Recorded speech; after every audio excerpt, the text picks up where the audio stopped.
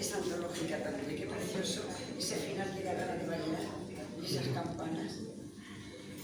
Pasamos ahora a una de mis temas preferidos desde niña, la canción Amapola. Lindísima Amapola, no seas tan ingrata y ámame. Se debe al compositor español José María Lacalle, pero no ha sido de hace poco, sino que es del año 1919. Y entonces Ennio Morricone hizo unos arreglos para la película Érase una vez América. Y describe el enamoramiento entre Robert De Niro por Débora y elegir entre su amor por ella o una vida de crimen. Se sitúa esta canción naturalmente en los años 20 y fue catalogada por muchos como la banda sonora mejor de la historia del cine.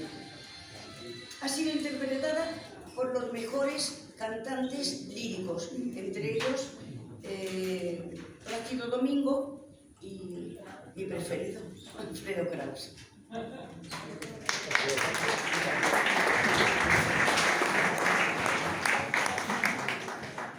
No me gustan las madres.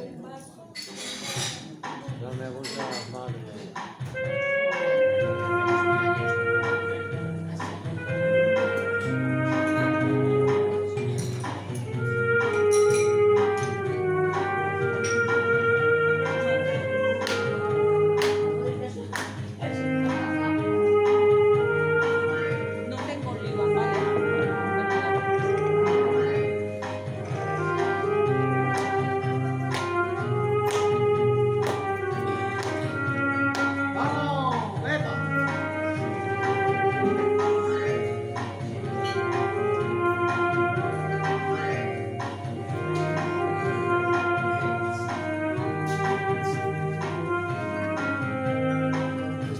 Oiga, libertad para bailar. Oiga, usted ¿cuántas son tus sabes?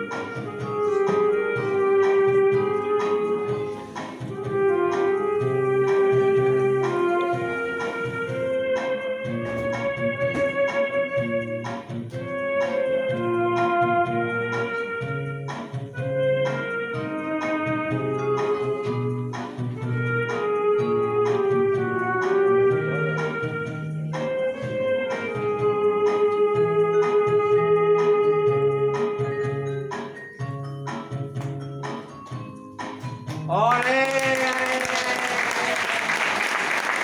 ¡Good day!